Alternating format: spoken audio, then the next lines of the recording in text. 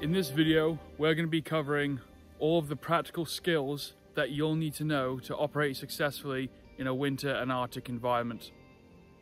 Before going into those skills, there are a few crucial things that we have to consider and constantly think about.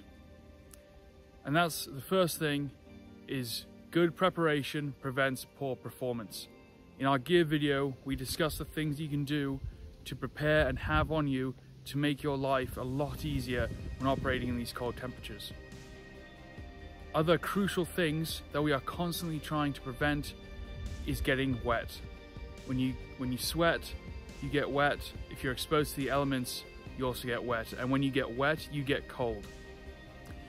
That is a crucial thing that we are trying to avoid and doing our best to avoid throughout everything you're going to see in watching this video, is we have to stay dry, prevent getting wet and sweating, to remain warm and be able to operate. Crucially, prevent becoming hypo or hyperthermia. For our first topic of discussion, we're going to talk about camouflage. How do you camouflage yourself and your equipment in an Arctic and cold weather environment? Now remember, our camouflage principles are still going to apply here. Crucially, the 5 S's of camouflage: smell, shine, shadow, silhouette, and spacing.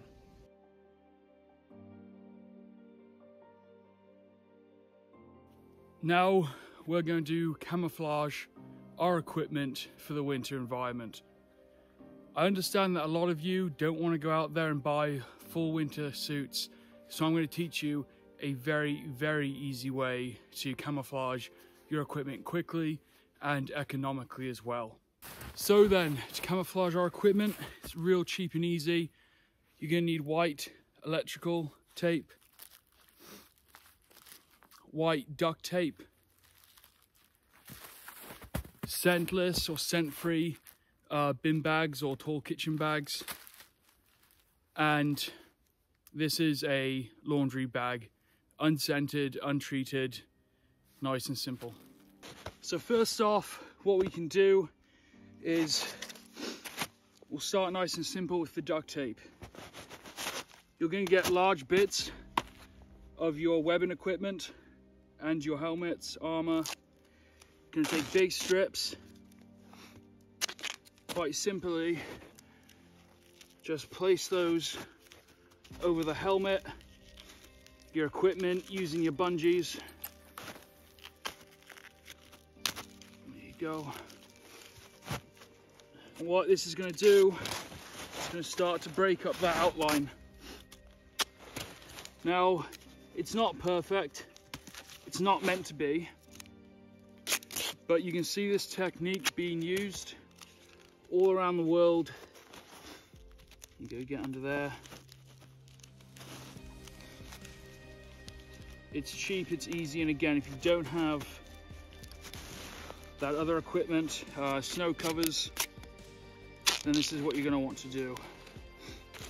Coming to our webbing equipment, we're going to be doing the same thing. This time, just placing it over each pouch, just nice and squared to get some white in there.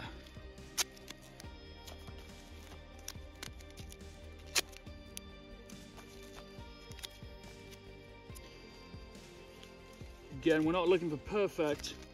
All we're looking to do is break up that outline.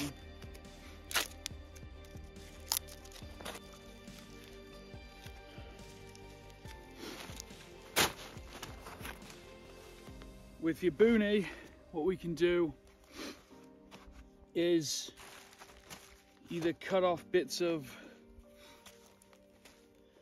mesh netting to work in between there, so we can weave these through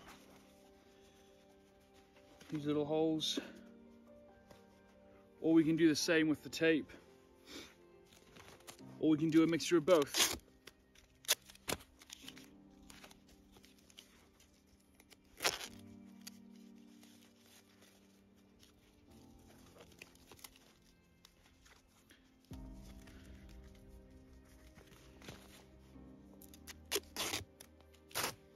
And now to the rifles. Make sure they're nice and dry.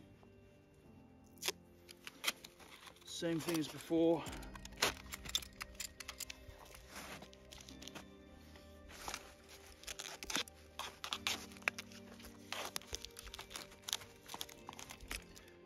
They've got some winterized equipment.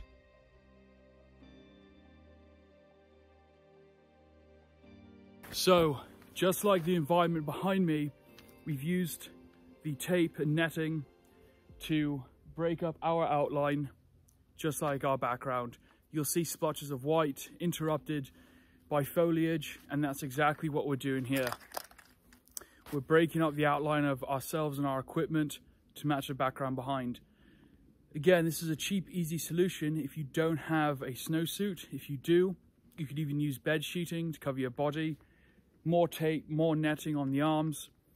I could wear the netting, cut a hole in the top, and wear that almost like an overgarment as well. There are lots and lots of options here, guys, to quickly and effectively camouflage yourself for a winter environment without breaking the bank. So let's talk about some other tips to consider when camouflaging your equipment. As you would have seen, we discussed how to camouflage a rifle. You're breaking up the patterns and silhouette of your weapon system along with my body. I'm using the duct tape in conjunction with the electrical tape. I am not covering any field stripping components such as pins, control surfaces such as bolt catches, triggers, ejection ports, sights. I'm not interfering with the operational components of the firearm. What I am doing is breaking up the outlines of the weapon. A common thing that the Swedish love to do is make these caps, very simple, duct tape and electrical tape to cover the muzzle. If you are engaged, you can shoot directly through this and it will naturally blow off. It also keeps the snow and moisture out of the barrel. If in some case you do not have one and you get ice down the barrel, it's common NATO practice to plan for your first round to clear the weapon of all ice, dirt, dust and debris. Therefore, your second shot should be the one that you plan to actually engage and impact your target, not your first. Going back to my equipment, again, putting on large areas of tape in random patterns to help break up my outline. One of the first crucial things to consider in a winter environment is going to be the equipment on your person. There are many ways that you can carry the equipment you're going to be seeing in this video and our previous one, but one very popular method is to have a base of equipment on you at all times. These can be called survival necklaces or survival bags, but they are a tin of items that are absolutely essential to your survival and cannot leave your person. Some people will create a necklace. I like the bag, reason being I find with body armor the necklace can just kind of chafe up against you. The bag can get hidden down in one of the deep pockets of a field jacket, and I find it very effective. So the contents of this bag: flashlight for signaling at night, seeing things,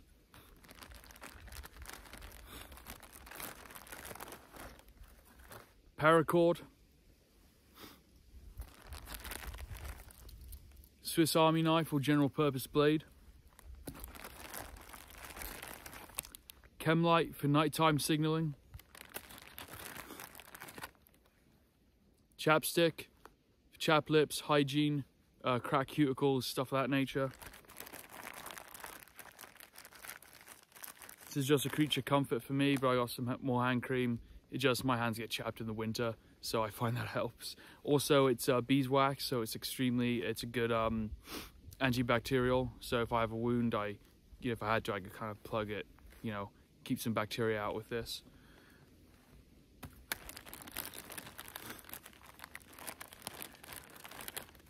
pen and pencil writing utensils, and also hydration stick for electrolytes in an emergency. Water purification tabs, 2 packs of those. Duct tape and a lighter. I also have some blister patches and poison ivy for the summertime, poison ivy cleanser. Again, just a crucial little creature comfort in my opinion. But this is your survival bag. Inside here, I recommend this for all environments, but for the winter one, you're going to want those items. Keep them on your person at all times. You can lose everything, but as long as you have this, you can get yourself out of a tough situation. That goes back to our layering system. We have this on your person, field jacket with knives, fire starter, medical, water filter. This equipment upset as well. So strategically place your equipment before you go out in the field so you know where everything is. When we begin to operate in these temperatures, going back to body temperature regulation, it's going to be very tempting to bundle up. A crucial thing to remember is going to be you want to start comfortably cool. Not only this, but when planning a patrol, you're going to want to plan almost half as much time, so 1.5 the amount of time as you would in a summer environment. This is going to account for things like snow, navigation, and the like. On the note of navigation, we're going to want to consider a few things. First of all, our distances are going to appear further away due to the amount of light, but also objects are going to blend with the amount of snowfall that terrain features may have covered. In fact, they could obscure them entirely. To mitigate this, when navigating, we're going to be doing standard pacing, but also choosing points that are closer together. Obvious visual points that are less likely to be obscured by snowfall when choosing a route.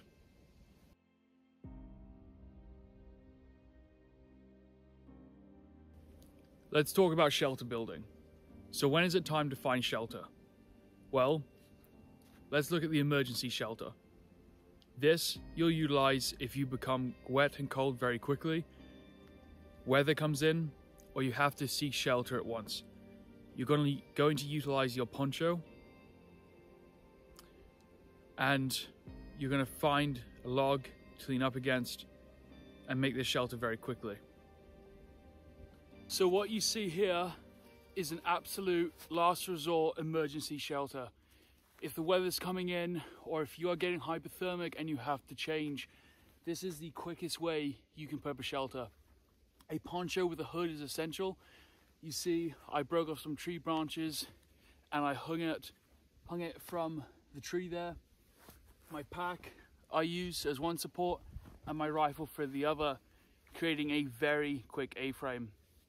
I also utilized a log as a barrier. I put down a sleeping mat to keep me off the cold ground and insulate myself, and I patted down the snow so none of that snow would overflow onto the mat or onto my clothing and get me wet, negating the purpose of this shelter. What we're going to do now is get inside. We're going to light a small candle. We have an open hole for ventilation, and we're going to stay inside there and get warm. A candle gives off the same amount of heat as another human being. So with one candle, it's the equivalent of 2 people. 2 candles, 3 people in a very, very small compact space. Let's go inside. For purpose of demonstration, I'm going to keep the front open, but I would drape this over the top of me. Going to get our candle.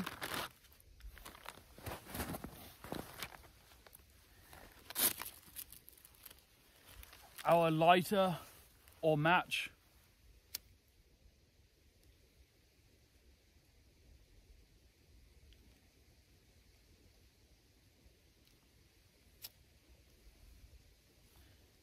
Shelter it from the wind. I like to use my whole hand like this, and we can put that in the center and then drape it over and enjoy the heat. So this type of shelter is not completely ideal, but it is going to save your life in an emergency. Got my candle, the sun's radiation and heat as well, and this is already becoming very, very warm. You'll notice that my weapon is also out of the elements. I've got my back to the log, I'm on my mat to insulate myself, and I can also access my pack. This is why side zips are very, very important. We can also defrost our water in something like this very quickly if for whatever reason our water freezes. In an ideal situation, we're going to want to plan when we can build our shelter. A good time is an hour or two before sunset. This is because we want our shelter constructed and ready before nighttime. Do not wait until it is dark to construct a shelter. Remember, you still have to find firewood, clear snow, build a dry rack, and ready your equipment. So how can we tell that it's 2 hours before sunset or an hour? Well, we have our watch. Our phones and technology are a huge compromise these days, so you may not have that available. If you don't, a very good and old-fashioned method is to use your fingers. You find the sun right now, and you put your top finger below the sun. So if the sun's here, you put your finger right there. You then find however many fingers you need to find the horizon. Remember, the horizon is not the hill line. It's usually an inch or two below it. So we find the sun. Right now I've got 1, 2, 3, 4, 5, 6, 7, 8 fingers. Each finger is approximately half an hour. So one hand, that's 2 hours. Right now we have approximately 4 hours before sunset. It's a very rough estimation, but it does work. So today I have 2 more hours of operation until I need to go out and seek shelter. Tents, bivouacs, fires are all good in a friendly environment, but what about when you're in enemy territory? For those operations, you're going to want to utilize things like gas stoves, minimal light signature, and low profile shelters. You're also going to want to use your camouflage principles to camouflage that shelter further. Remember, you don't want to leave a trace. Don't leave any evidence with you. What you bring in, you must bring out.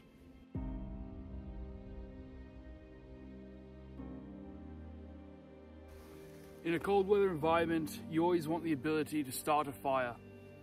There are many ways we can do this. The most primitive is going to be the ferrocenium rod.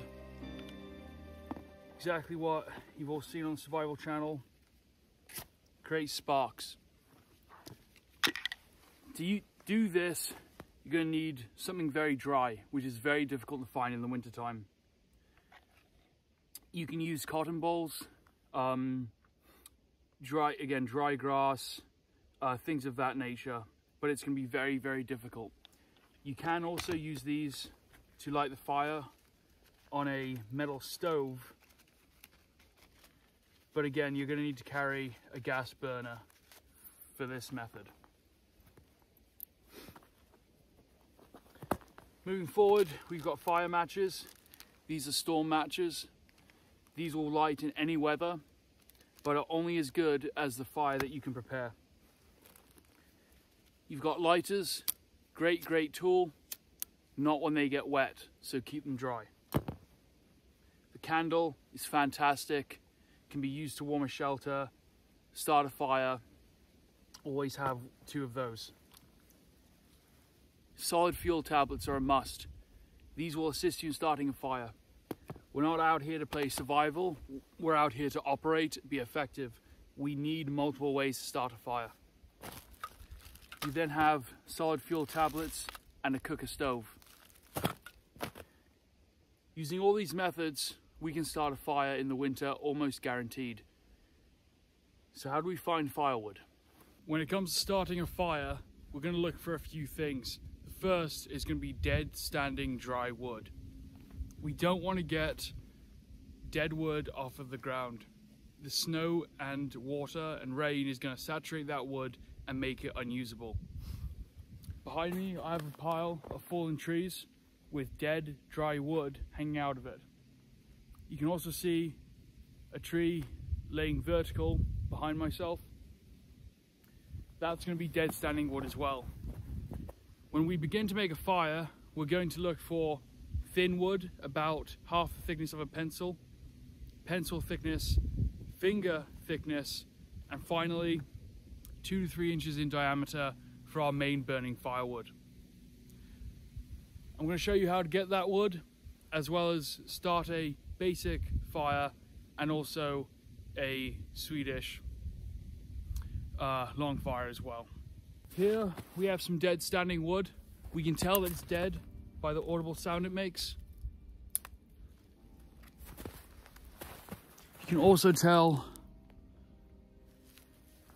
that it's dead by that sound. Now, there is actually tiny bits of frost in there because it's so low to the ground again. So we're gonna have to find something higher up. But further down the branch, we can see it's clean. So that's gonna be a good collection of wood. When we break this, we're gonna break it off to about hand's length. We're gonna get big bundles. Preparation is everything when it comes to starting a fire. Therefore, we're gonna want to prepare and do this one time and do it right. So here, we found some good dry wood. So what we're gonna do, we're now gonna cut it with our saw. I'm gonna start my cut, placing my hand over, like so, cutting through, not close, because it can jump off and we can cut ourselves. I'm gonna make one score mark towards me. Put some tension on it.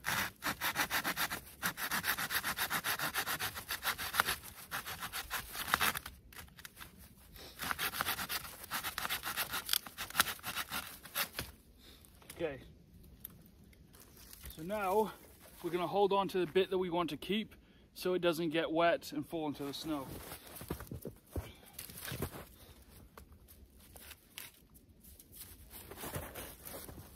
Get hold of that.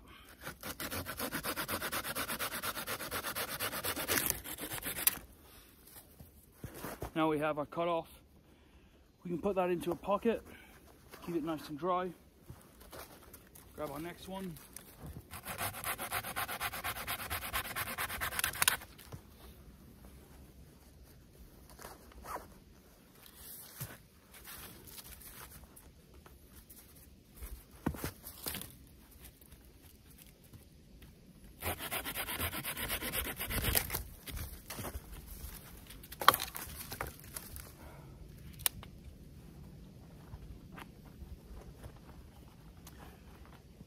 From here, we're now going to split this wood.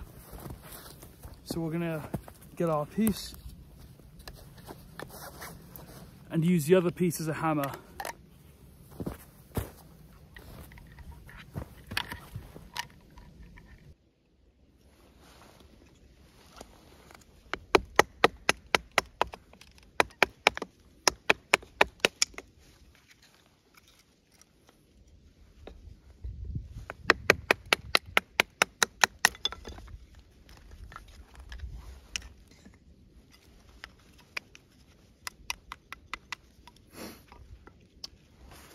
So now we're going to make feather sticks. Going to go on a 45-degree angle, and then we're going to push down with a straight arm, working from side to side.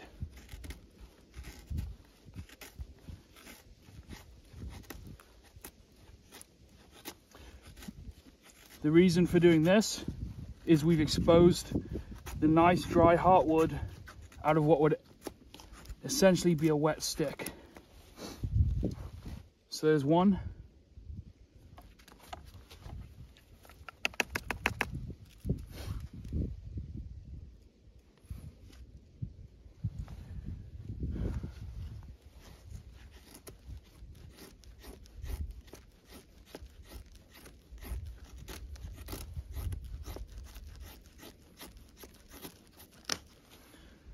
And the finer you can make these, the more likely they are to catch a spark. Oops.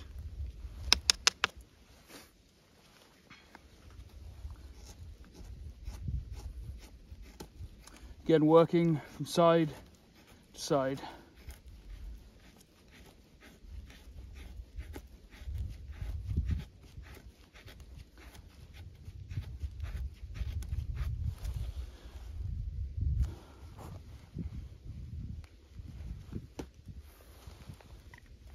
What you'll get is a nice bundle that will be able to catch a spark.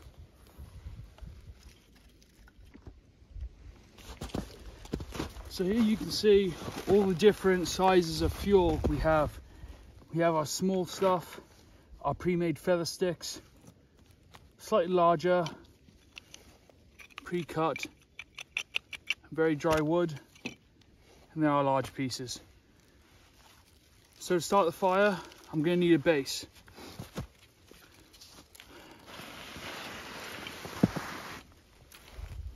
We're going to pack the snow down, put down a dry, nice base there. After that,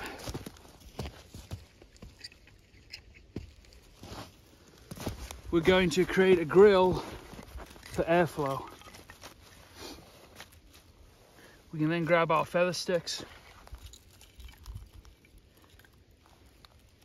and we're going to place these so they can catch a spark.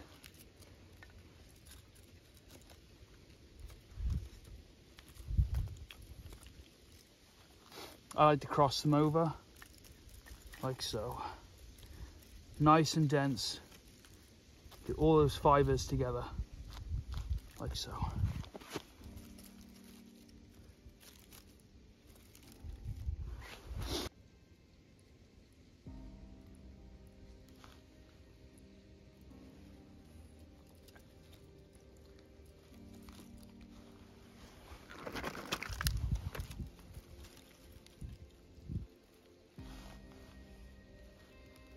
Gonna want to protect the fire.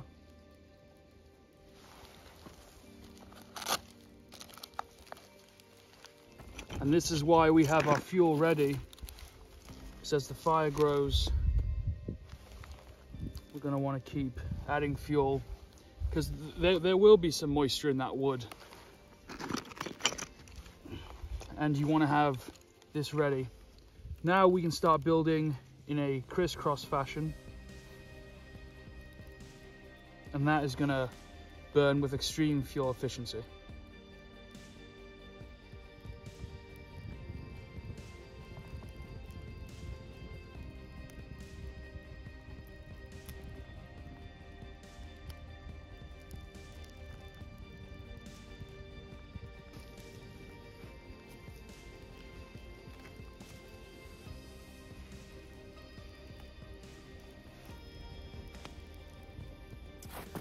Another great way to start a fire is going to be this.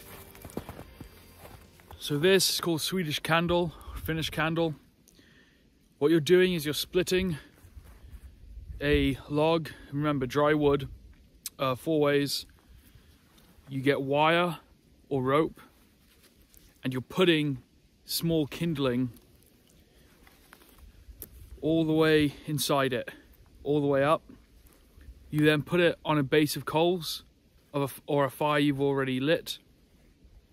And that fire is going to slowly work its way up and burn just like a candle. Now, another way you can do this is the reverse. You can have it burn down, whichever you prefer. They're very slow burning, very effective for keeping warm if you set up a shelter and you don't have candles, gas stoves, and need something that will burn throughout the night. So let's continue to talk about the winter environment and fire lighting or creating heat. So we discussed methods of how you can start a fire, how to find firewood, and the types of fuels you can use to accomplish that. Remember, if you feel yourself getting cold and wet, it's a good chance that you're going to need to build a shelter and get dry. Don't leave it until the last minute. you've got to get on top of it as soon as possible. Once you've constructed your shelter, you're going to want to use your shelter and your fire to make almost a dry room. If you're traveling with a big group of guys, a tent may be an option for you. Once you have this tent constructed, you're going to begin to bring the temperature up and you're going to create a rack. Common ways to create a rack is you can use wood, you can hang line. Either way, you're going to want something to hang your clothes off of. A way for you to dry off your clothes and your equipment.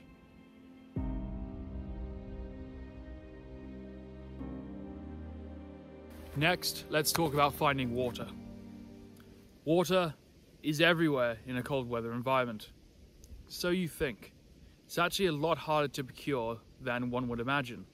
The reason being, we have to process it. In warm weather, water is available and flowing. All we have to do is filter. In the wintertime, we have to make snow into water or ice. If there's a lake nearby, it may be possible to crunch through the ice layer and get to water. Remember, only fill your canteens about 3/4 of the way, and overnight leave them either upside down or inside your sleeping bag. Placing them upside down will allow an air pocket to expand when that water freezes, and the water on top will always freeze first, allowing flowing water to be accessed in the morning.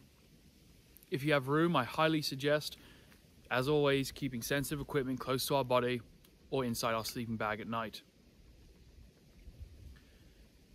Here I'm going to roll in footage of how to find water using a head net or laundry bag. We can actually melt snow and hang it off a stick suspended over a fire to drip into a container. Remember, this water will still have to be either boiled or filtered. You can chance it, I won't. There's a lot of contaminants on the ground. If snow is oddly colored, yellow, obviously, green, reddish, pink, it could be infected with a fungus or bacteria. Do not get this snow. You want nice, smooth snow that is untouched by anything. Leaves, if you see black dots, it could be bugs or feces. Stay away from this. You want fresh, white snow. One way we can find water or access water while on the move, when we're in enemy territory, we want to be conspicuous or don't have time to melt down water, is we can build one of these. This is simply a Ziploc bag covered in 100-mile-an-hour tape. The 100-mile-an-hour tape protects the bag. We can place snow inside here, place it around our necks and inside our jacket. You do not want this up against your skin. That's going to suck heat out of your body and you're going to burn more calories. Instead, you want to leave this in between your outer layer and your insulating layer. You pack it full of snow, the water melts, and you can access water on the move.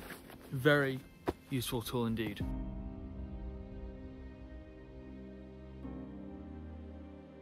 Some more notes about shelter building at nighttime. When you sleep, you're going to want to make sure that your head is higher than your feet. The reason is we don't want blood rushing to our head during the night. This can really mess up circulation and you're going to wake up with either a headache or not wake up at all. It's also going to allow proper blood flow throughout our body, assuring warm circulation while we sleep.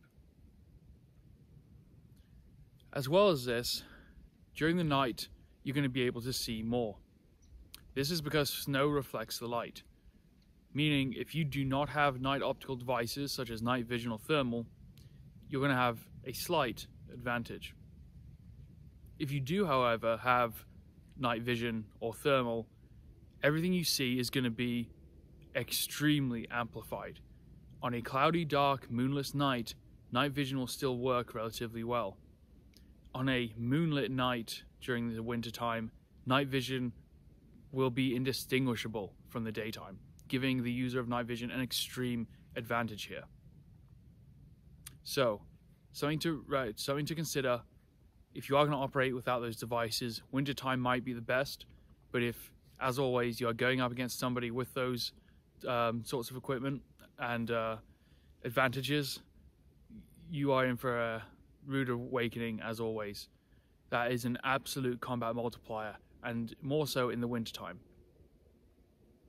Now, the downside to those are if you are not taking care of your lenses, if you are not keeping snow and ice out of those devices, if you are not keeping your batteries and power sources warm, then they will have a limited time or become completely dysfunctional altogether due to ice blocking lenses, waterproofing of the devices, and battery life. While on this topic, we can talk about rangefinders. Oddly enough, rangefinders become less effective in the wintertime. The reason is snow reflects light. Rangefinders use light and lasers to judge distance. These beams can be interrupted by the amount of light reflection coming off of the snow, so rangefinders actually become less effective.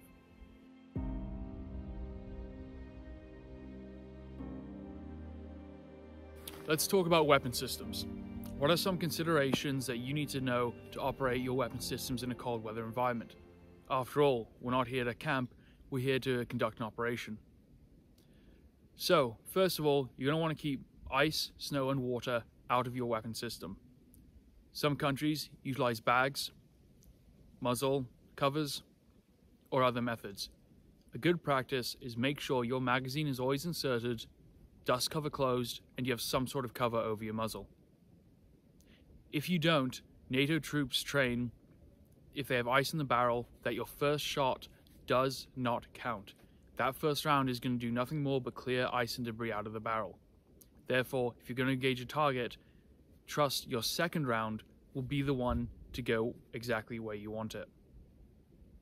If you are using a simple muzzle cover device like I am behind me, it will be shot off and the gases expanding will blow it away, so it's no problem.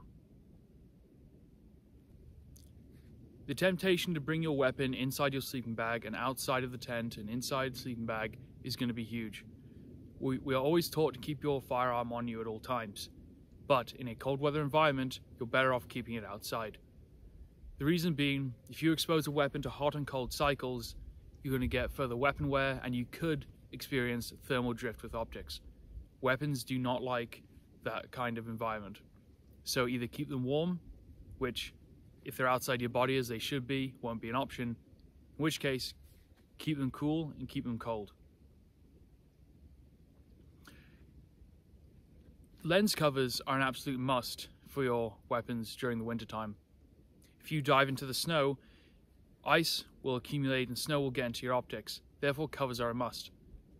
But do not remove your covers until you are ready to shoot. It is very easy to uncover your weapon, get distracted, dive into the snow, and now you see nothing but white through your optic.